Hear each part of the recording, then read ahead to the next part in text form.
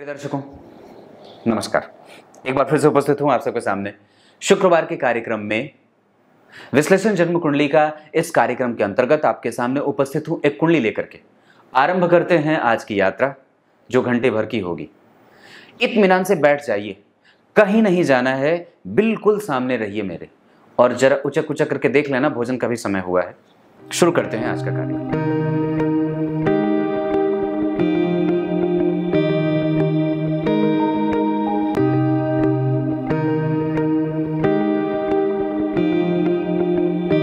संवत 2046, शक संवत 1911, जिस संवत्सर में इनका जन्म हुआ है उस संवत्सर का नाम चित्रभानु संवत्सर है। लग्न का नक्षत्र हस्त है और व्यक्ति का जन्म चित्रभानु संवत्सर में हुआ है। आप लग्न का जो नक्षत्र है हस्त नक्षत्र, उसको अलग थोड़ा रख दो और चित्रभानु पे फोकस करो। व्यक्ति परम सौभाग्यशाली होता है और ईश्वर पे भरोसा करने वाला होता है। विपरीत से विपरीत परिस्थिति का परिणाम झेलता है और अंतिम परिणाम परमात्मा पे छोड़ करके आगे बढ़ जाता है। ये इसका मूल अर्थ होगा। मूल मतलब जो इसका परिणाम है, इसका फल है चित्रभानु का। देखने में बहुत ज़्यादा लंबा नहीं हो, लेकिन सामान्यतया लंबी कदकाठी होती है। और एक बात और बता दूं तो व्यक्ति जो होता है वो बहुत ज़्यादा संवेदनशील होता है, ताक में रहता है। ये चित्रभानु की बात बता रहा हूँ। ताक में रहता है कि कब किससे कैसे बदला लिया जाए, लेकिन जब बात बदला लेने की आएगी तो छोड़ देगा। नहीं, छोड़ देते हैं, रहने देते हैं। परमात्मा को जो देना होगा वो दे देगा। मैं किसी को निर्णय सुनाने वाला कौन हूं, इस तरीके की मनोवृत्ति का इंसान होता है। ध्यान से समझना। और नक्षत्र जो है वो तो बताऊंगा ही, आगे बता रहा हूं। इनका जन्म कार्तिक माह में हुआ है। ये अच्छा है, ये बढ़िया होता है। व्यक्ति थोड़ा जिद्दी भी होता है और कभी कभी मतलबी इंसान की भांति व्यवहार रखने वाला और करने वाला भी होता है। दक्षिणायन में जन्म तो पिता से संबंध कभी कभी कटुतापूर्ण हो जाए, आत्मविश्वास कभी कभी कमजोर हो जाए और बुद्धि कभी कभी भ्रमित हो जाए या चरने चली जाती है।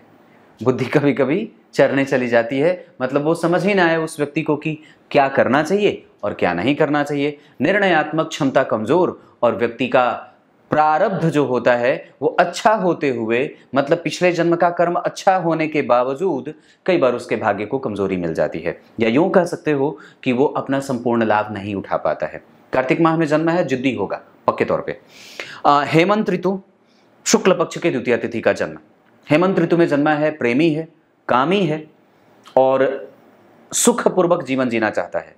जीवन में आरंभ में कई बार ये पूरे ऊंचाई पे जाता है और कई बार पूर्णतया गोते पे चला जाता है। मतलब ऐसा हम इसको नहीं कह सकते कि ये एक हमेशा ही अच्छा जीवन जिएगा।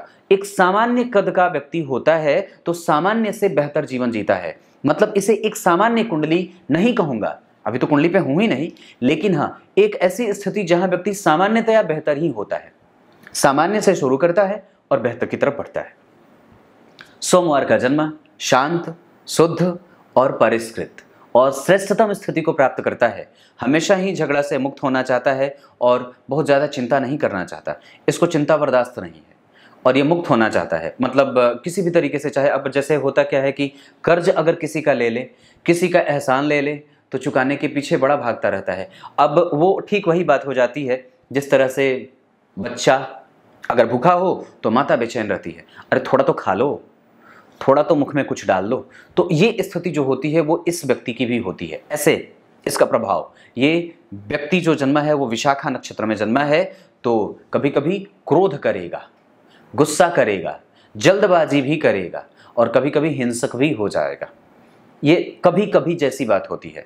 जब नक्षत्र का प्रभाव बढ़ेगा तब। क्लियर है? सौभाग्यशाली योग, बालव कर्ण, शूद्र वर्ण की ये राशि बनेगी और राक्षस गण होगा। अब एक बड़ी गंभीर बात बढ़ाता हूं और गड़ी हुई बात, वो ये है कि व्यक्ति अगर स्वप्न देखे, कुछ चीज जो उसके दिमाग में चले वो भविष्य में घटित हो जाए। जैसे घर में पैसे की तंगी होने वाली हो तो इसको पहले से पूर्वाभास हो जाए, एक्सीडेंट होने वाला हो, चोरी चकारी होने वाली हो, कोई दुर्घटना होने वाला हो, कोई परेशानी होने वाली हो, घर पे कोई आपत्ति विपत्ति आने वाली हो, कुछ खुशी का माहौल बनने वाला हो, कुछ अच्छी चीज़ें प्राप्त होने वाली हो, मन खुश रहने वाला हो, तो उसका सुगंध और दुर्गंध इसको पहले से मिल जाता है। तात्पर्य क्या है कि शूद्र वर्ण और राक्षस गण के होने के कारण व्यक्ति के पूर्वाभ्यास की क्षमता बड़ी तीव्र है और व्यक्ति सूंघ लेता है सामने वाले के दिमाग में कौन सी बात चल रही है, ये इसको जानने की। अब जरा सोच के देखो कि इनकी कुंडली का लग्न कौन सा, कन्या लग्न बना। लग्न कहाँ का, जो ये राशि है वो मूलतः काल पुरुष की कुंडली में कहाँ बनती है, 6ठे नंबर की राशि है, यानी कि प्रतियोगिता की राशि लग्न में ही बनी है। हस्त नक्षत्र चंद्रमा का नक्षत्र, और ये हस्त नक्षत्र में जन्मे लोग सब चीज दूसरों पे छोड़ करके आगे बढ़ने वाले होते हैं, अपना काम करेंगे।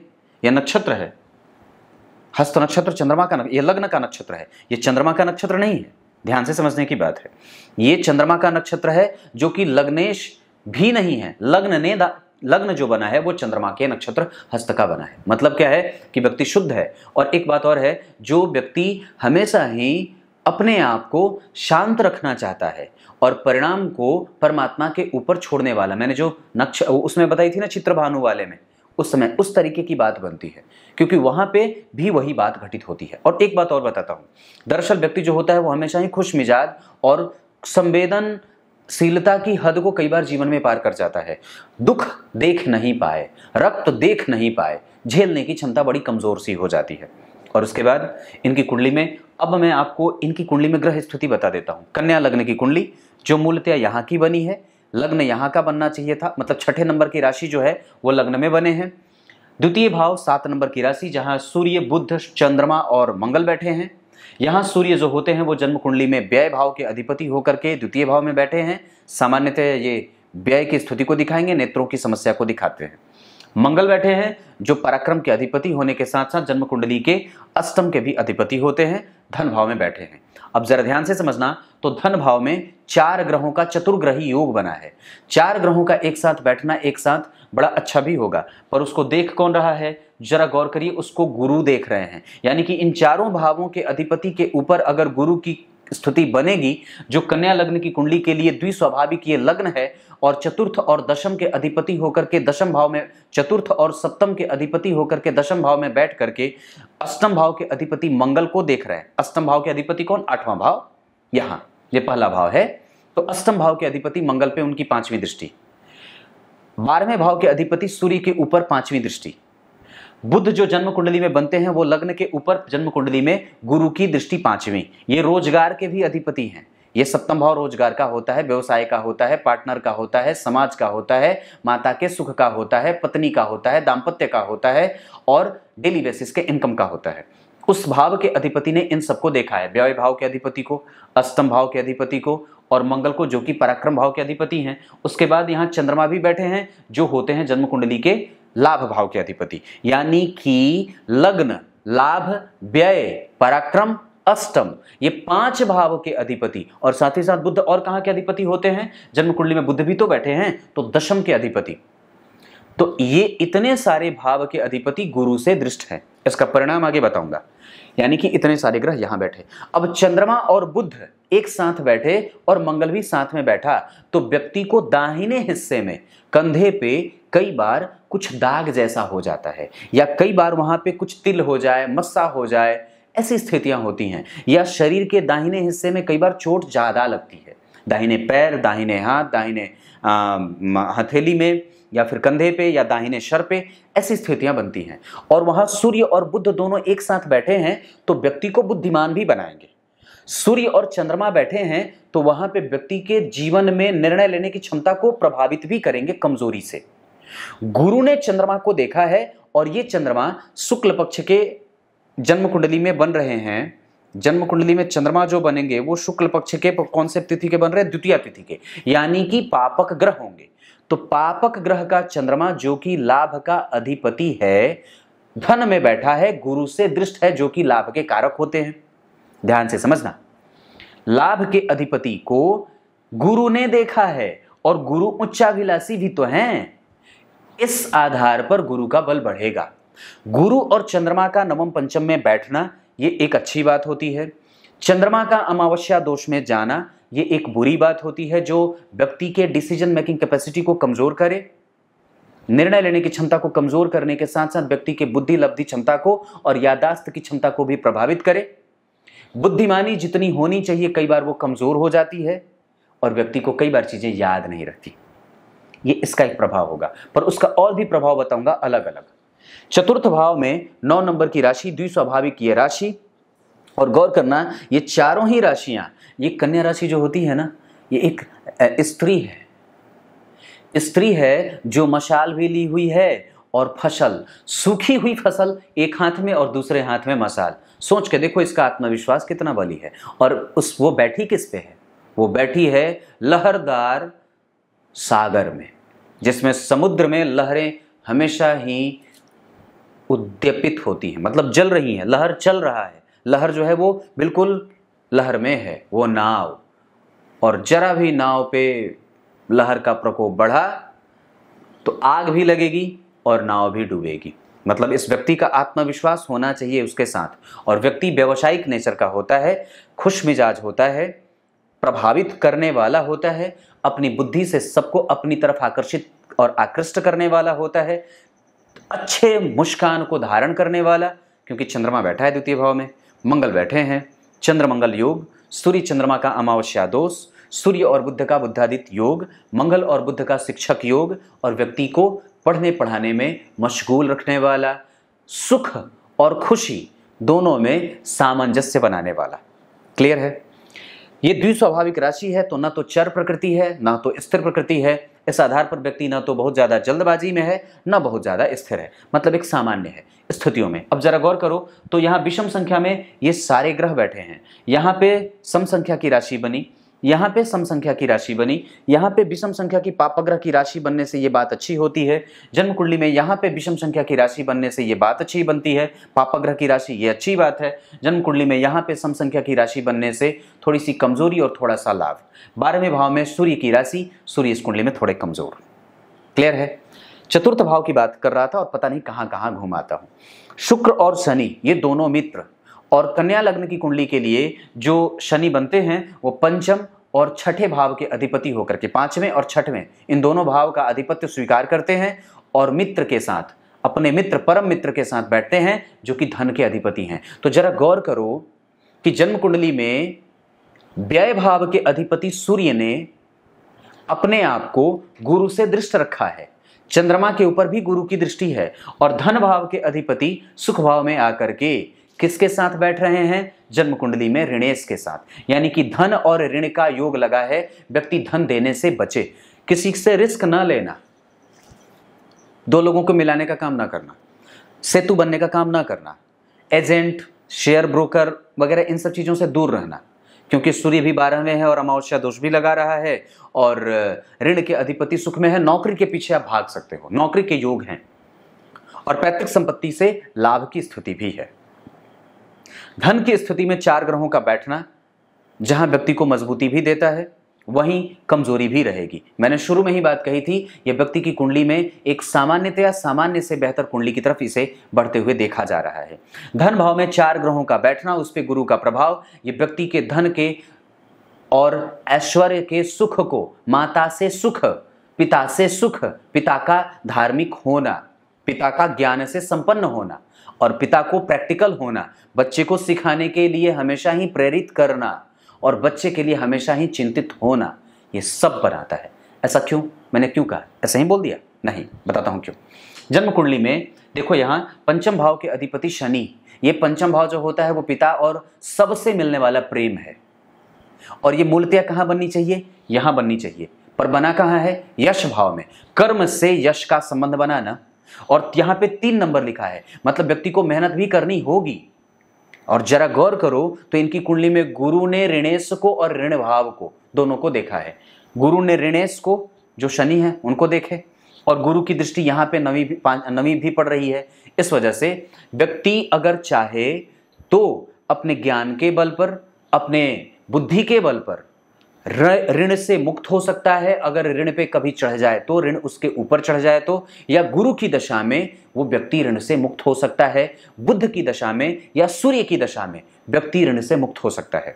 अगर जब वो दशा चले तो व्यक्ति न तो किसी से ऋण ले बल्कि चुकाने का काम करे। हालांकि ऋण से इनका संबंध बन रहा है। 12वें के अधिपति धन से संबंध कर रहे हैं, धन के अधिपति सुख से संबंध कर रहे हैं, ऋण के अधिपति सुख से संबंध कर रहे हैं, लेकिन जन्म कुंडली में अमावस्या दोष लगा है, इस वजह से मैं ऋण लेने से मना कर रहा हूं। वस्तुतः इस व्यक्ति की कुंडली में ऋण लेने से कोई समस्या नहीं है, क्योंकि धन भाव पे भी गुरु की दृष्टि है और ऋण भाव पे भी और ऋणेश के ऊपर भी गुरु की दृष्टि है। क्लियर है? जन्म कुंडली में अब सीधे आपको गुरु पे लेके आता हूं। यहां दशम भाव में गुरु का अकेले बैठना, शत्रुवत होकर के बैठना, क्योंकि जिस राशि में बैठे उस राशि के साथ उसकी मित्रता तो बन नहीं रही है, और वो बुध की राशि है, पराक्रम भाव में, और 3 नंबर की राशि विषम संख्या की राशि, और दशम भाव में बनना।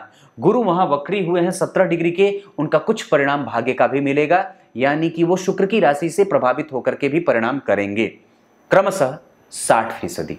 व्यक्ति धर्मज्ञ होगा, पिता धार्मिक होंगे, सदाचरण करने वाला, लोगों को एक बात और भी है, और वो ये है कि कुछ भी सोचे नहीं कि मुझे इस काम करने का क्या लाभ मिलने वाला है, ये सोचे नहीं, बस यूं करता जाए, और ये बड़ी अच्छी बात होती है। पर इसको अब दूसरे तरीके से देखो कि एक तरफ व्यक्ति जो है वो कुछ सोच नहीं रहा है और काम कर रहा है, पर मेरे कहने का मतलब इस तरफ था कि व्यक्ति किसी की भी सहायता करेगा तो उससे किसी भी प्रकार की अपेक्षा नहीं रखेगा कि मुझे ये मिलेगा, बस ये देने में भरोसा करता है, लेने में नहीं। हाँ, गुरु जो हैं, अगर उसका कुछ परिणाम यहां मिलेगा तो व्यक्ति को धर्मज्ञ बना देंगे और व्यक्ति को जानकार बना देंगे। गुरु ने शुक्र को देखा है, ये अनुभवगम्य, बोधगम्य और व्यक्ति को सूंघने वाला, सामने जो परिस्थिति घटित होने वाला, शुक्र दिग्बली है इनकी कुंडली में, और सुख भाव के अधिपति ने सुख को देखा है। और जन्म कुंडली में जरा गौर करना तो मंगल का संबंध जन्म कुंडली में 1, 2, 3, 4 यहां उच्च की दृष्टि है, जहां खुद राहु अकेला बैठा है। राहु की 5वीं दृष्टि धर्म भाव पे उच्च की पड़ रही है। व्यक्ति धार्मिक हो तो कोई आश्चर्य नहीं है, क्योंकि यहां का अधिपति सुख भाव में बैठा है। जरा संबंध देखना कुंडली को, ऐसे सजा रहा हूं, ऐसे देखो, मंगल की दृष्टि यहां पड़ी उच्च की, यानी कि व्यक्ति को ये तो अष्टम के अधिपति होकर के जो पैतृक संपत्ति का और आचरण का शुद्ध व्यवहार बनाने वाला, तो पैतृक संपत्ति का लाभ भी मिले। व्यक्ति कठोर कभी कभी बोलेगा, पर कभी कभी वो बड़ा इरिटेटिव नेचर का होगा, पर कभी कभी, हमेशा नहीं। और वो इसलिए हो सकता है क्योंकि सूर्य और चंद्रमा के कारण वहां पे एक ब्लैंक है या एक अंधेरा है जो छाया है। तो मंगल की उच्च दृष्टि यहां पड़ी और मंगल की 7वीं दृष्टि अपने ही भाव पे पड़ गई, यानी कि व्यक्ति के जीवन में आयु भी है, उसके पास धन भी है, वो सोचता भी है, रिसर्च भी करेगा, ज्ञान भी पाएगा, और व्यक्ति कई तरीके से दिमाग लगाने वाला है और सवालिया भी है, क्योंकि राहु जन्म कुंडली में इस भाव से केंद्र में जा रहे हैं और अष्टम भाव खोजबीन, रिसर्च, खादान, उगाना नीचे से, धरती से, तो व्यक्ति ऐसे क्षेत्रों में भी काम कर सकता है जो दिखे नहीं, बुद्धि लगाए, दिमाग लगाए और अपना काम खुद से करे। व्यक्ति की कुंडली में यहां गुरु बैठे हैं बुध की राशि में, खुद का व्यवसाय भी कर सकता है, उसका कुछ परिणाम नवम भाव से भी मिल रहा है, व्यक्ति अपना खुद का काम जरूर कर सकता है। अब काम क्या करेगा वो तो अंतिम में बताऊंगा, पर ऐसी स्थिति की जन्म कुंडली में अगर मंगल का संबंध यहां से बने तो व्यक्ति खोजबीन और रिसर्च पेपर वगैरह, प्रोफेसर वगैरह भी बनने के भूमिका में जा सकता है। और साथ ही साथ जन्म कुंडली में यहां बैठे जो ग्रह हैं वो राहु, वो जन्म कुंडली में पंचम भाव में बैठे हैं, जिसपे उच्च के मंगल की उच्च की दृष्टि, मंगल जो है वो जन्म कुंडली में जहां बैठे हैं उसका अधिपति मित्रता का भाव जागृत कर रहा है, क्योंकि 3 घर आगे तात्कालिक मित्रता में ये ग्रह जो है वो मित्रता में जा रहा है। और मंगल की उच्च दृष्टि यहां यश, कीर्ति, सम्मान, पद, प्रतिष्ठा, प्रेम और ऐश्वर्य का सुख, माता का सुख, पिता का प्रेम। पर एक बात है, वहां दूरी भी रहेगी, कई बार व्यक्ति अपने जन्मस्थान से दूर भी चला जाए, पर अगर जाना चाहता है तो जन्म कुंडली में देखो जरा, एक शुक्र यहां बैठे हैं और एक गुरु यहां, और जन्म कुंडली में केंद्र में लग्न में ही शुभ ग्रह की राशि बनी है। इस आधार पर व्यक्ति अगर बहुत ज्यादा दूर ना जाए तो भी काम बन जाए। तो दूर जाने की कोई विशेष आवश्यकता नहीं है, आपको यश पाने के लिए बड़ी तीव्रता भी रहेगी। और व्यक्ति प्रेम अगर करेगा तो कई बार उसको नुकसान भी झेलना पड़ेगा, होता है, पर वो संभव नहीं है और उस पर दिमाग लगाने की आवश्यकता भी नहीं है। सप्तम भाव के अधिपति गुरु से राहु का कोई संबंध नहीं है, लेकिन हाँ, नक्षत्र गुरु ने राहु का लिया है। इस वजह से व्यक्ति कई बार चाहते हुए भी पूजा पाठ ना कर सके, या कई बार ना कर पाए या ना बन पड़े, ऐसी बात भी बनती है। मंगल की 8वीं दृष्टि यहां, और जन्म कुंडली में अगर यहां देखेंगे, यहां पे शुभ ग्रह की राशि और वो जन्म कुंडली में केंद्र में, ये केंद्र त्रिकोण का संबंध बना, जिसपे धर्म के कारक गुरु ने धर्म भाव के अधिपति को देखा है।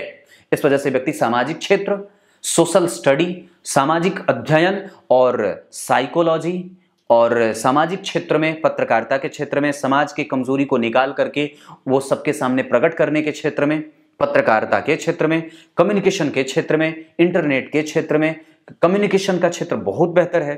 ये सब चीजों में व्यक्ति जा सकता है। किसी दूसरों को कुछ अच्छा सिखाना, मोटिवेट करना, उसे कुछ अच्छा बताना, इन सब क्षेत्रों में व्यक्ति का ज्ञान ज्यादा बढ़ेगा। मंगल के बारे में हमारी चर्चा चल रही थी। मैंने एक बात कही क्या कि मंगल के नक्षत्र को देखिए। मंगल जो है वो अपने ही नक्षत्र में बैठे हैं और उस पे गुरु की दृष्टि है। यह शिक्षक योग बनता है। व्यक्ति की कुंडली में डिग्री पे अभी मैंने चर्चा नहीं करी है, वो अंतिम में करूंगा। आज कुंडली किसी दूसरे तरीके से आपको देखने का प्रयास करा रहा हूं। मंगल जो है वो 3 डिग्री के हैं, बता दूं थोड़ा सा, ये बालावस्था के होंगे, पर हम अभी चर्चा उस पर नहीं करेंगे, उस पर चर्चा बाद में। तो मंगल के बारे में मैंने यहां बात करी, ये सारी चीजें। 8वीं दृष्टि यहां व्यक्ति की कुंडली में इस भाव का अधिपति सुख में बैठा है, माता का सुख, पिता का सुख और दोनों का आज्ञाकारिता का भाव, ये सब होगा। गुरु ने देखा है तो व्यक्ति के जीवन में धर्म का, पितरों का, पूर्वजों का, अपने से गुरुजनों का आशीर्वाद प्राप्त होता रहेगा। क्लियर है? अब जरा गौर करना, मंगल के बाद बुध के बारे में चर्चा करता हूं। आप जरा समझना इस चीज को कि बुध जो है वो तुला राशि में बैठे हैं। ये व्यवसायिक राशि है और बुध व्यवसाय का कारक होता है। और एक बात बताऊं, आप लोगों को एक बात बहुत अच्छे तरीके से समझ में आनी चाहिए कि बुध दशम स्थान में भी बड़े अच्छे परिणाम देते हैं, कारक होते हैं। व्यवसाय और कर्म और कैरियर को वो इंडिकेट करते हैं। साथ ही साथ वो सप्तम भाव में भी उनका संबंध होता है। तो सप्तम भाव में जरा गौर करना, तो बुध की उच्च राशि लग्न में ही बनी है और लग्नेश होकर के वो धन भाव में महाधनी योग लगा रहे हैं और साथ ही साथ वो जन्म कुंडली के सुख भाव के अधिपति से देखे जा रहे हैं। तो लग्न के अधिपति और सुख के अधिपति का संबंध बना। लग्नेश को सुखेश ने देखा है और भाग्य भाव के अधिपति सुख भाव के अधिपति के द्वारा देखे जा रहे हैं। ये कुंडली कितनी अच्छी सज रही है जरा समझना, क्योंकि भाग्य के अधिपति सुख में और सुख भाव के अधिपति वापस इसको देख रहे हैं। लग्न के अधिपति के ऊपर गुरु की 5वीं दृष्टि बुध को देखा। बुध राहु के नक्षत्र में और गुरु राहु के नक्षत्र में। वो राहु जो है वो जन्म कुंडली में मंगल के नक्षत्र में और मंगल खुद के नक्षत्र में। समझने की बात है, बुध जिस नक्षत्र में बैठा है उस नक्षत्र का अधिपति जिस नक्षत्र में बैठा है उस नक्षत्र का अधिपति मंगल धनिष्ठा नक्षत्र में बैठे, ये मंगल का नक्षत्र है। ध्यान से समझना, इधर देख के। बुध स्वाति नक्षत्र, ये व्यक्ति को बुद्धिमान, चपल चंचल चालाक और बड़ा अच्छे सद्गुणों को रखने वाला, यात्रा का प्रिय और बड़ा बेहतर बनाएगा और व्यक्ति को छोटी छोटी बातों पे गौर करने वाला बनाएगा और बहुत ही ज्यादा तीव्र बुद्धि का और तीव्र तीखी मानसिकता का बनाएगा। और व्यक्ति बहुत ज्यादा कई बार बहुत दूर की सोच करके पहले ही बैठ जाता है। और यही बात मैंने देख करके वो बात कही थी पूर्वाभास वाली, क्योंकि शूद्र वर्ण और राक्षस गण और राशि को देखो तो इनकी कुंडली में जो राशि बन रही है वो तुला की बन रही है, जिसका अधिपति उससे तृतीयस्थ आगे बैठा है। तो मैं कहा था कि बुध जो है वो स्वाति नक्षत्र में, जिस नक्षत्र में बुध बैठे हैं उस नक्षत्र का अधिपति राहु मंगल के नक्षत्र में बैठा है और वो मंगल अपनी 4थी दृष्टि से उसे देख रहे हैं, जो यश, कीर्ति, सम्मान, पद और प्रतिष्ठा देने के साथ साथ व्यक्ति को धन का सुख भी देंगे और सबसे प्रेम बना करके भी, मतलब कुटुंब जन का भी व्यक्ति को लाभ देंगे। ये बात यहां तक सही है। अब जरा गौर करो तो राहु के नक्षत्र में गुरु, राहु के नक्षत्र में बुध और राहु के नक्षत्र में और कोई नहीं बैठा है, शुक्र केतु के नक्षत्र में बैठे हैं। ये व्यक्ति को ऐश्वर्य का अनुभव मिलता रहेगा हमेशा ही। ये एक अच्छी बात है, यानी कि मंगल 25% के परिणाम के साथ व्यक्ति के जीवन में लाभदायक स्थिति देने वाले हैं। पर व्यक्ति का धन हमेशा ही कई बार दूसरों के कारण खर्च होता रहे या दूसरों की वजह से वो हमेशा अपनी चिंता बढ़ाता रहे। पर एक बात और है, ऐसा इसलिए क्योंकि इसके प्रकृति में ही ऐसी बात समाई है, क्योंकि लग्नेश के ऊपर अगर गुरु का प्रभाव रहेगा व्यक्ति कभी भी निंदनीय कृत्य न करे। हाँ, एक बात और कहूंगा कि जन्म कुंडली में मंगल और शनि के संबंध को देखिए तो शनि का संबंध लग्न से बन रहा है और लग्न में ही जन्म कुंडली, लग्न खाली है। लग्न पे शनि की एकमात्र दृष्टि और राहु की दृष्टि, लग्न से केंद्र में गुरु और लग्न से केंद्र में शुक्र, लग्न पे राहु का प्रभाव, लग्न पे शनि का प्रभाव और लग्नेश के ऊपर जन्म कुंडली में किसी भी ग्रह का कोई प्रभाव नहीं, गुरु का प्रभाव है। लग्नेश को गुरु ने देखा है, यानी कि प्रवृत्ति शुद्ध सात्विक और संतों वाली होगी। लग्न के ऊपर शनि के प्रभाव से व्यक्ति के काम में कई बार प्रतियोगिता भी शामिल होगी, क्योंकि वो प्रतियोगिता भाव का अधिपति है। लेकिन उससे सुख भी प्राप्त होगा। ऐसा क्यों? क्योंकि जन्म कुंडली के दूसरे भाव के अधिपति जन्म कुंडली के सुख भाव में आ रहे हैं। व्यक्ति अपने दिमाग को अगर सही जगह पे एस्टैब्लिश करे और कंसंट्रेशन बना करके काम करे तो निसंदेह उसकी कुंडली में सफलता के योग हैं। ऐसा क्यों बताऊं? क्योंकि मंगल की उच्च दृष्टि है। मंगल अगर जन्म कुंडली में अगर अच्छी स्थिति में बैठा हो, और जन्म कुंडली में पराक्रम का तो अधिपति भी तो होता है, पराक्रम से धन है, पराक्रम का व्यय करा रहा है, क्योंकि व्यय भाव के अधिपति के साथ पराक्रमेश बैठे हैं। इस वजह से देर से ही सही, क्योंकि लग्न के ऊपर शनि का भी तो प्रभाव है, तो देर से ही सही पर परिणाम जरूर मिलेगा, क्योंकि परिणाम भाव यहां है। ये परिणाम है, मेहनत करने के बाद परिणाम। यहां राहु मकर राशि के बैठे हैं, जो तटस्थ होकर के या सामान्य परिणाम देते हुए देखे जाते हैं। लेकिन व्यक्ति के कर्म में इतनी क्षमता है, वो उसके क्रियामाण में जो अभी वो नित्य प्रतिदिन कर्म कर रहा है, उसमें इतनी क्षमता है कि वो अपने कर्म के बाद किए गए परिणाम को प्राप्त कर सके, खींच सके। क्यों? क्योंकि जरा गौर करना, तो पराक्रमेश को गुरु ने देखा है। क्लियर है? ये सुख है ना, तो सुख भाव के अधिपति ने पराक्रम को देखा है। इस वजह से भी व्यक्ति का जो कम्युनिकेशन होता है वो बड़ा बेहतर होता है, क्योंकि मंगल कम से कम टेक्निक का कारक तो होता है, वो बुध के साथ बैठा है। मंगल और बुध जब एक साथ बैठ जाएंगे तो व्यक्ति को सॉफ्टवेयर के क्षेत्र में, कम्युनिकेशन के क्षेत्र में, मल्टीमीडिया के सेक्टर में, एनिमेशन के क्षेत्र में, टूरिज्म के क्षेत्र में, एडवेंचर के क्षेत्र में, और इन तरीके से व्यक्ति को इन सब क्षेत्रों में जोड़ करके काम करने वाला बना देते हैं।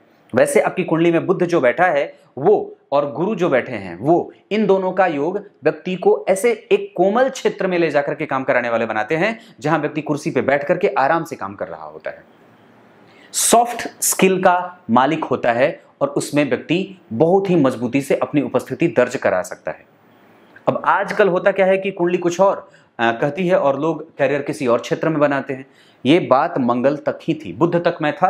बुध की स्तुति जन्म कुंडली में राहु, बुध की स्तुति यहां बन रही है, मंगल और बुध दोनों का संबंध यहां से बन रहा है। व्यक्ति सोचेगा तो उसको लाभ मिलेगा।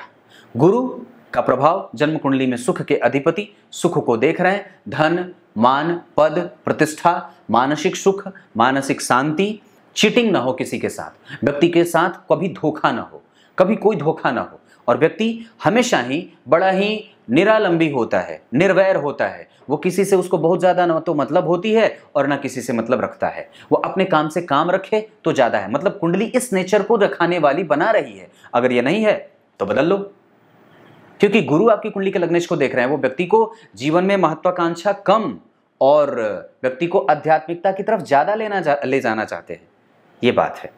सूर्य के नक्षत्र को देखना, वो स्वाति नक्षत्र में बैठा है, तो सबसे ज्यादा जो ग्रह बैठे हैं वो स्वाति नक्षत्र में बैठे हैं, या फिर दो सूर्य और बुध दोनों स्वाति नक्षत्र, मतलब सबसे ज्यादा जो ग्रह बैठे हैं वो राहु के नक्षत्र में बैठे हैं। गुरु भी, बुध भी और सूर्य भी, और जरा गौर करो तो शुक्र केतु राहु के प्रभाव में है।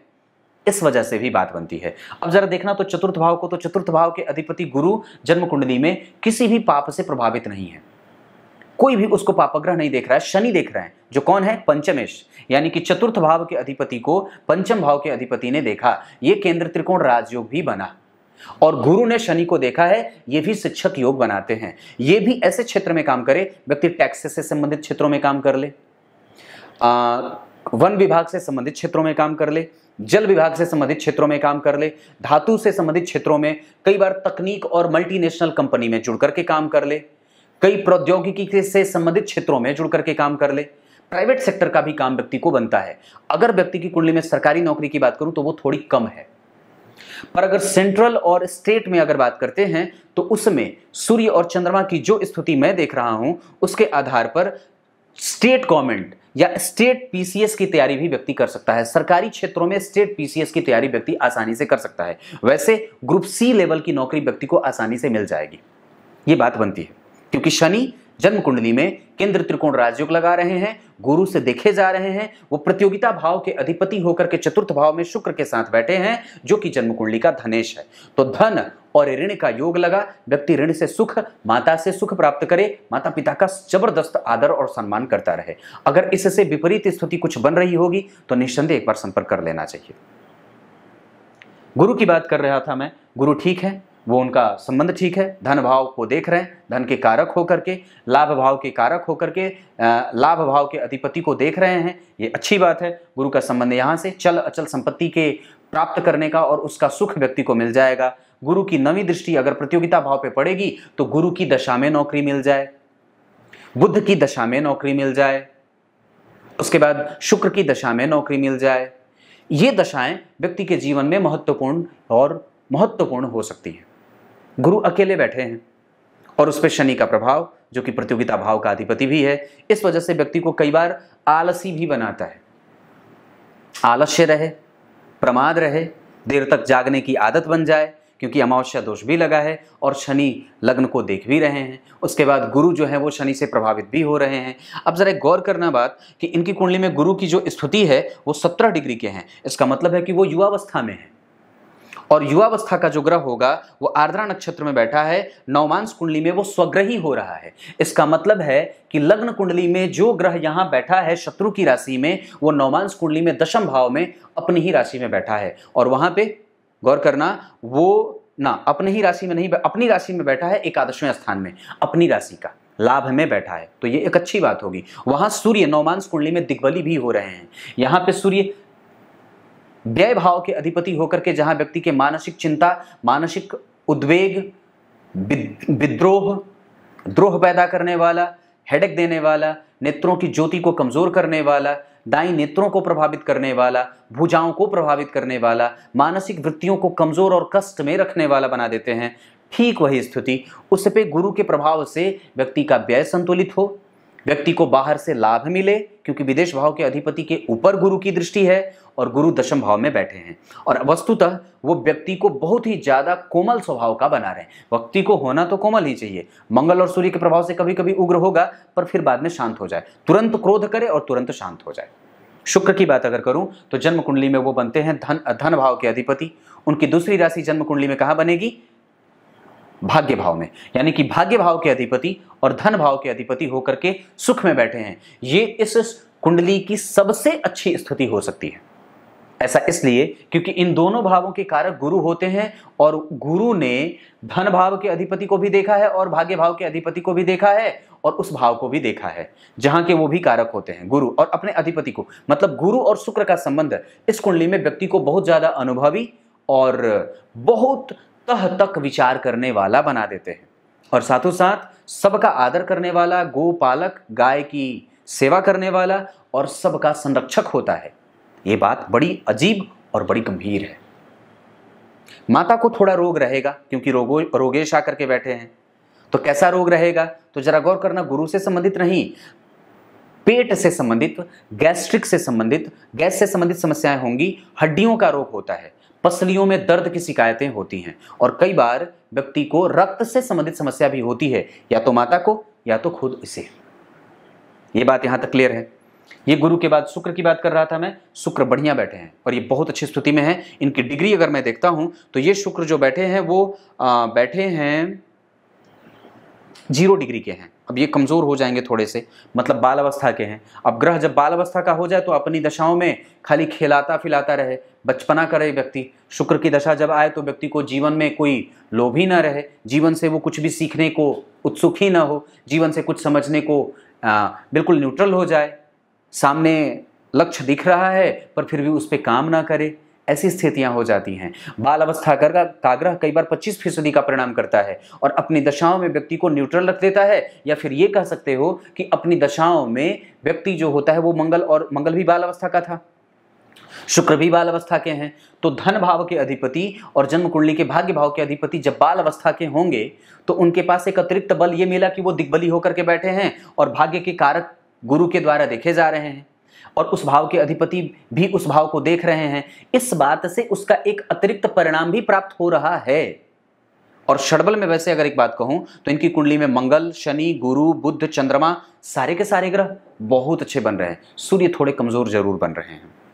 तो ऐसी स्थिति में उसका एक कमजोर परिणाम भी मिलेगा। पर व्यक्ति को हमेशा, अब एक बात और है कि जब धन भाव के अधिपति बाल अवस्था का प्रभाव दिखा रहे हैं, यानी कि धन देर से आए या संभव है कि वो परिणाम देर से करे।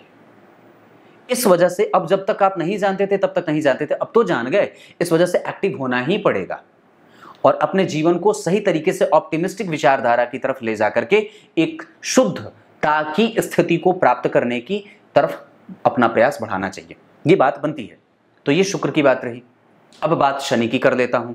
शनि जो है वो जन्म कुंडली में ऋण भाव के अधिपति और पंचम भाव के अधिपति होकर के सुख भाव के अधिपति के द्वारा देखे जा रहे हैं। और ये बात मैंने कही थी कि गुरु की दृष्टि यहां भी है, गुरु की दृष्टि पंचम भाव के अधिपति भी है, अधिपति के ऊपर भी है, और गुरु की दृष्टि भाग्य भाव के अधिपति और धन भाव के अधिपति। गुरु की दृष्टि यहां पे हर जगह लाभ कर रही है, क्योंकि अच्छे भाव के अधिपति को देखने के साथ साथ जहां बुरे भाव के अधिपति को देख रही है, वहां बुरे भाव के प्रभाव को भी कमजोरी दे रही है, क्योंकि उसके बुराई को वो क्षीण करेंगे, कमजोर करेंगे और उसमें अच्छाई लाने का प्रयास करेंगे। कन्या लग्न की कुंडली के लिए वो सुखेश होते हैं और महत्वपूर्ण होते हैं, सप्तमेश भी होते हैं। इस वजह से कई बार व्यक्ति को रोजगार में मंद की स्थिति भी आएगी, क्योंकि शनि जब आएंगे तो वो रोजगार को कमजोर करेंगे और डेली बेसिस के इनकम को कमजोर और प्रभावित करेंगे। क्यों? क्योंकि मूल त्रिकोण राशि जन्म कुंडली के छठे भाव में फंस रही है। और यहां पे मैं अगर योगों की चर्चा करूं तो शनि का ऋण भाव का अधिपति होकर के नौकरी पैदा करने वाला और जन्म कुंडली में भाग्य भाव के अधिपति का ऋण भाव के अधिपति के साथ संबंध बना करके दशम स्थान से देखने के कारण व्यक्ति धर्म से युक्त होकर के, न्याय से युक्त होकर के ही काम करता है और धर्म से युक्त होकर के ही अपना जीवन पालन करेगा। ये पक्की बात है। उसका पैतृक संपत्ति उससे कोई छीन नहीं सकता है। देर भले हो सकता है क्योंकि मंगल मिल रहे हैं यहाँ, लेकिन पैतृक संपत्ति संपूर्ण मिल जाए उस पर किसी का कोई प्रभाव नहीं रहेगा, क्योंकि मैंने ये बात बताई थी। ये दोनों तीनों चीजें एक साथ कुंडली में घटित हो रही है। जरा फिर से ध्यान से समझना। छठे भाव के अधिपति का संबंध जो कि शनि है, भाग्य भाव के अधिपति का संबंध जो कि शुक्र है, जन्म कुंडली के चतुर्थ स्थान से बन रहा है। ये व्यक्ति की कुंडली को बहुत ही ज्यादा मजबूती की तरफ अग्रसारित कर रहे हैं। व्यक्ति को अपना संपूर्ण देना चाहिए नौकरी पाने के लिए सरकारी क्षेत्र में। यह पक्की बात है। और पद भी मिलेगा, क्योंकि शुक्र के साथ बैठे हैं। शुक्र क्राउन होता है, सिंहासन होता है, उसको संपूर्ण ऐश्वर्य का मालिक भी बनाएगा। एक बात और बताता हूं, जन्म कुंडली के एकादशवें भाव के अधिपति के ऊपर अगर किसी शुभ ग्रह का प्रभाव हो तो व्यक्ति शुद्ध और सरलतम तरीके से धन अर्जित कर सकता है। लाभ के अधिपति अगर धन भाव से जुड़े तो महाधनी योग हो जाता है। धन भाव के अधिपति अगर सुख भाव से संबंध बनाए, जैसे कि इस कुंडली में शुक्र बना रहे हैं, तो महाधनी योग हो जाता है। धन भाव के अधिपति के ऊपर गुरु का अगर असर हो तो व्यक्ति की कुंडली में व्यक्ति हमेशा ही सामाजिक क्षेत्रों में उत्थान की स्थिति को प्राप्त करता है। चंद्रमा के ऊपर अगर संबंध कहीं से भी धन भाव से बन जाए तो व्यक्ति के जीवन में कभी भी धन की समस्या नहीं आती है। भाग्य भाव के अधिपति का संबंध अगर जन्म कुंडली के सुख भाव से बन जाए और गुरु की दृष्टि हो जाए तो निस्संदेह व्यक्ति धर्मशील और धर्मपरायण और कर्तव्यता के उत्कृष्ट स्थिति को प्राप्त करता है। जन्म कुंडली में छठे स्थान के अधिपति का संबंध अगर नवम भाव के अधिपति के साथ सुख भाव में बन जाए तो व्यक्ति को सरकारी पदों पे जाकर के उच्चिष्ट स्थिति को प्राप्त करता है। जन्म कुंडली के सुख भाव के अधिपति जो कि बनते हैं गुरु, अगर वापस उसी भाव को देख लें और साथ ही साथ जन्म कुंडली में धर्म भाव के अधिपति के साथ उनका अगर संबंध बन जाए तो ये अच्छी बात होती है। ये इतनी सारी चीजें इनकी कुंडली में बन रही है। इस कुंडली की कमजोरी बताता हूं। इस कुंडली की कमजोरी यह है कि जन्म कुंडली में राहु 10 नंबर की राशि में बैठे हैं। ये थोड़ा बहुत परेशान करेंगे। व्यक्ति की कुंडली में मंगल और राहु का संबंध बन रहा है। राहु का संबंध जन्म कुंडली के लग्न से बन रहा है। राहु का संबंध जन्म कुंडली में भाग्य भाव से, तो भाग्य को लाभ, लाभ भाव पे उसकी दृष्टि, तो व्यक्ति को कई तरीके से कई बार लालच पैदा करे। राहु अपनी दशा में लालची नहीं होना चाहिए। और जन्म कुंडली में राहु चंद्रमा से केंद्र में है, इस वजह से चंद्रमा पे असर करेंगे। वो व्यक्ति के जीवन में ऐसा कई बार होगा जब वो निकट स्थिति में जाए पूर्णिमा या अमावस्या के, तो उसका मन पूरे तरीके से आत्मविश्वास से भर जाए और कभी कभी बिल्कुल लूज हो जाए। बहुत अच्छी बात है कि गुरु राहु के प्रभाव में नहीं है। अगर राहु उनको देख लेता तो कष्ट बढ़ जाती, क्योंकि वो मकर का बैठा है। अगर वो कुंभ का होकर के बैठा होता तो बड़ा लाभ दे देता, पर यह स्थिति इतनी है। अब आपको मैं इनकी कुंडली में एक बार ग्रह के नक्षत्र के ऊपर चर्चा कर देता हूं। गुरु राहु के नक्षत्र में बैठे हैं, सबसे पहले इसी की चर्चा कर लूं तो गुरु राहु नक्षत्र में बैठे हैं, ये व्यक्ति को कई बार धर्म से जोड़ करके रखने का इशारा करते हैं और ये बात ये कहते हैं कि व्यक्ति जितना ज्यादा हो सके धर्म से जुड़ करके रहे। ये निगेटिव जा सकता है, इस वजह से उसको कैसे पॉजिटिव लाना है मैं ये बता रहा हूं। व्यक्ति को संवेदनशील ज्यादा बना रहे हैं और धर्म में कई गुना उसकी वृद्धि भी होगी। व्यक्ति किसी मंदिर के मठ का अधिपति बन जाए, मठ के अधिपति के साथ संबंध बना ले, मंदिर में जो निकलती है वो शोभा यात्रा निकलती है उसका वो ट्रस्टी बन जाए, किसी बड़े मंदिर का मालिक बना ले अपने आप को या उससे जुड़ करके अपना काम बढ़ा ले, सदस्य बन जाए,